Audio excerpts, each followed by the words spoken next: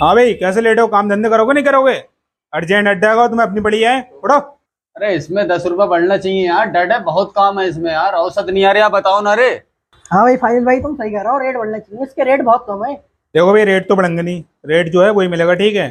काम करना हो करो, वरना आपकी मर्जी है, जा सकते हैं, ठीक है? चलो भाई सलीम भाई के पास चलना है, वही रेट बढ़वाएंगे। हाँ भी सलीम ठेकेदार आया था, उनसे बात हुई थी। वो ये कह रहा है काम करो या मत करो, रेट बढ़ा नहीं रहा है। अच्छा, काम रेट उसमें नहीं बढ़ाना है। एक आइडिया है मेरे पास। बताओ।